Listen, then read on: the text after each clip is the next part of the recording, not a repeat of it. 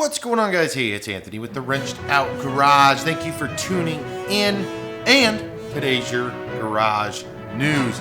So before I dive into that, hey, make sure to hit the subscribe button down below. We're trying to bang out a new garage news every single week where we tackle all kinds of topics. We may be talking about new vehicles, old vehicles, new items, old items, vendors, parts distributors, manufacturers, and so much more. Today, I thought, why not talk about side-by-sides and how it has just kind of changed the evolution of 4x4ing and everything else. So you're going to want to stay tuned. Let's dive into the topic today. Now, side-by-sides have been around for a while now. Polaris is still probably the primary top dog, and then you've got like Can-Am and then a bunch of the other guys, Yamaha, Honda, and all those other folks. But Polaris predominantly has been running the market with the RZR, the Ranger, and all of their iterations of each vehicle. Now, Can-Am also has done a fantastic job with stepping up to the plate with their Ranger-like and RZR-like vehicles as well. Now, we'll dive into those topics on the specifics in later videos, but today I thought it'd be kind of cool to talk about what it's like side-by-side versus like a conventional truck or Jeep when it comes to 4-buying. Now, obviously, you can go get a Jeep for a couple grand and then start souping it up. Now, the sky's the limit on how far you want to take that. It goes the same for your conventional pickup truck. Now, if you get a 2-door or a 4-door, do you get a 1500, 2500? How far do you want to lift it? Now, again, the goal would be to compete in the off-road marketplace, which is where the RZR and the Ranger really shine. Now, obviously, these aren't vehicles that you drive traditionally on the road, but there are people that do get these things legal for road courses and so forth and so on.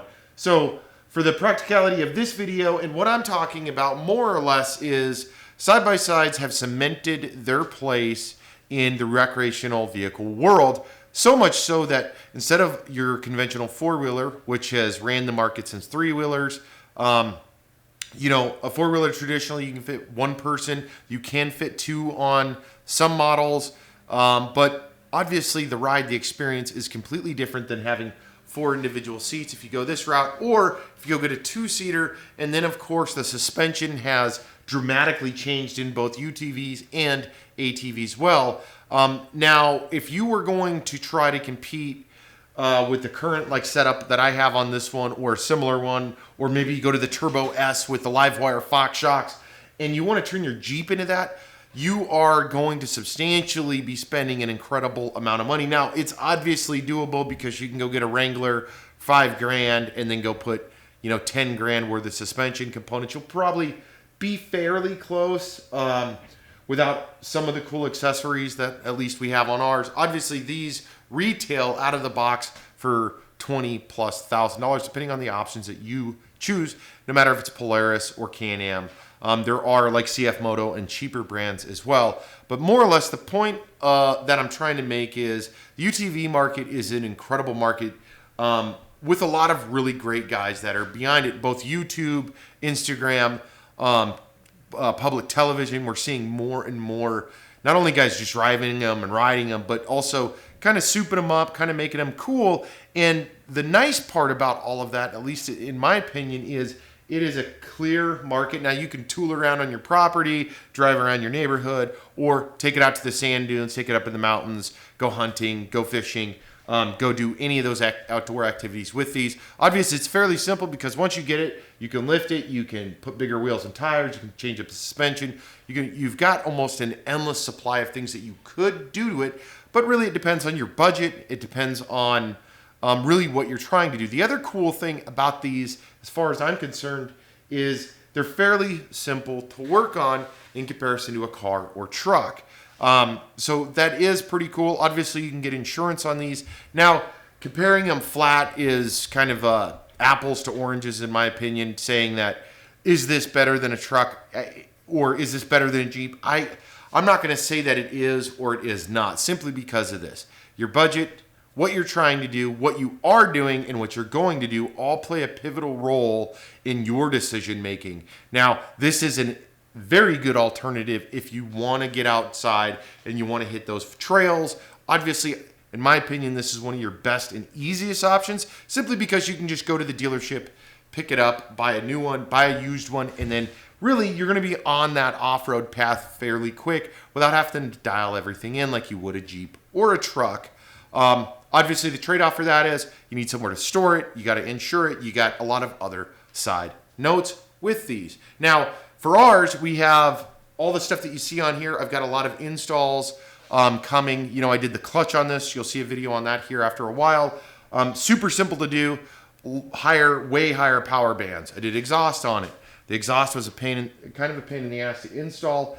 Not so much on the power band, not like putting exhaust on a 350 or 6.2 liter or whatever it may be, or a 4 liter or a V6 or whatever in your car or truck. But really the options and parts are really up to you on what you're going to do. You know, I've got these high risers.